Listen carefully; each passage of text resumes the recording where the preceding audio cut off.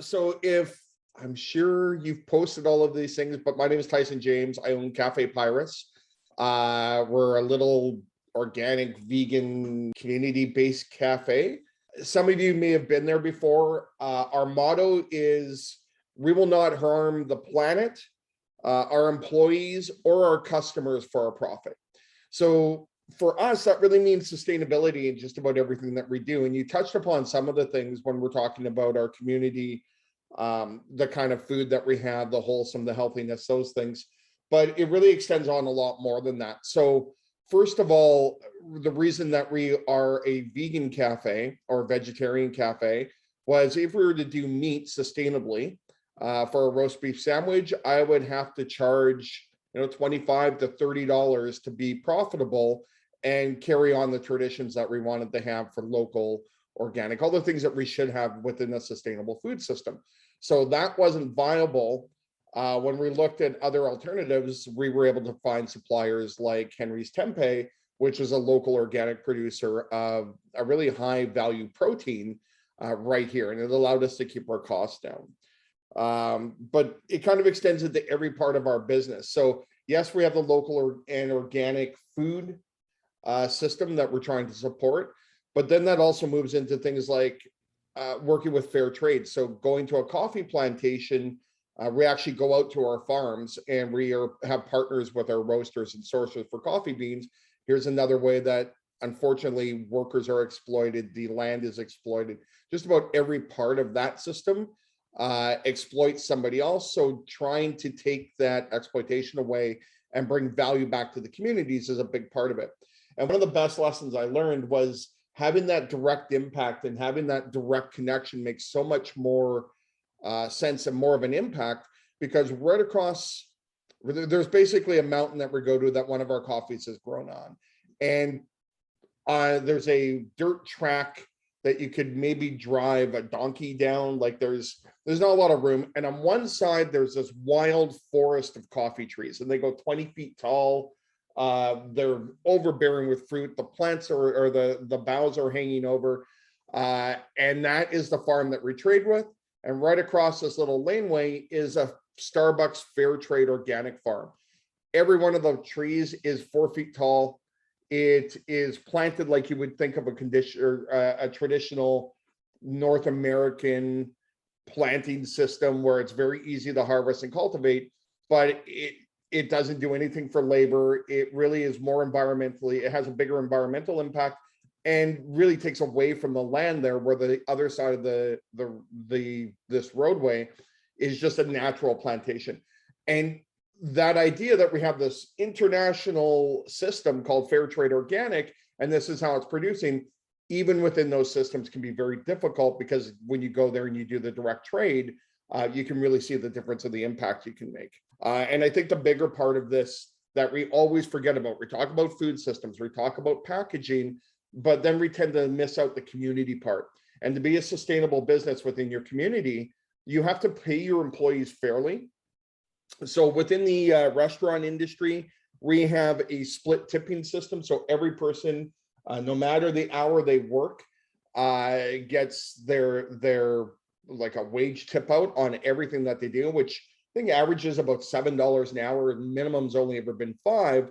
And we've done this with our pricing to make our food accessible for people. So you can get a local organic vegan specialty, all made in-house sandwich and a salad for $13, where you can go to McDonald's to get the same thing and you're paying about 10. So for that 30% extra, typically you look at places that would charge $20 for about the same thing. We tried to keep that price lower, and if you can tip, great, that brings you part of that community. And then in other areas of our organization, we're fully living wage, like in our bakery where tipping isn't going to be part of that process. Those people they still receive tips, but it's only maybe $1 to $2 an hour. So they're all at least $16.50 to some of them are around $20 an hour, because that's sustainable for our community. But it's something that we're continually trying to push, because I would love to see all businesses operate more like we do. And I think that could solve some of the industrial issues that we have facing our community as well. I'm going to skip on here. Somebody asked, how do you assess a sustainable wage? So we actually have, there is a living wage. There is a living wage survey that happens in every community. In Waterloo Region, this was as of 2019, was 1579. There's been an update, but it hasn't fully been published. It's now 1632 per hour. And their parameters for establishing a living wage is where somebody would be able to have savings, cover off their normal wages, or sorry, their normal housing cost, as well as their normal food costs. That doesn't include things like, especially in this community, being able to buy a house or to own a car that's based on public transportation. So that is the bare minimum for somebody to be able to pay rent and have a small amount of savings, maybe have an internet plan. Well, of course, have an internet plan because that's essential. But that's not including, any kind of clothing, any kind of entertainment value. So that 1632 is the base necessity that you need to be able to live.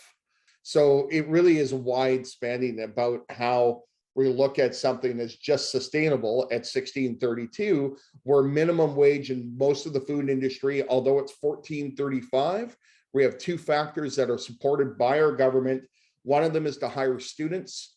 So, and that is, any student is now worth only $13.40 an hour, or provide tipping, and that puts you down to $12.25 an hour. So there's a new trend among coffee shops that have alcohol in them. And the reason that they have alcohol is not a sustainable business model because it's really cool. It's more because you'll save 30% on your wages over time. I've had multiple consultants come in and ask us to get a liquor license, but their biggest selling feature saying that you will save on labor, which is disgusting, because a person at 9 a.m. in the morning making your coffee is not worth any less than anybody else. But the idea that they might get a tip means that you could pay them less.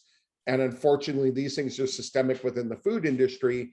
And it makes it even more difficult for somebody like me who wants to do the best thing possible, but instantly my labor rates are 30 to 40% higher. That's our number one cost within a restaurant, is your labor rate. And I can't compete, like, we do all of these things. So I have sustainable packaging, we have a composting program, we source fairly and locally, we have wage programs. And if I use the same model that you would use in the standard restaurant for profitability, I would have to charge $18 to $19 per plate, which just isn't sustainable overall for a community or the business. So it's a very difficult road to try and find that place where you can share the resource and be a community positive individual and still be profitable within this capitalist system. So I think the biggest way to make that impact isn't so much with a regional or provincial governments, although there's large systemic issues that we have to face. The bigger one is, as a community, if we cry out for it, that public pressure will change.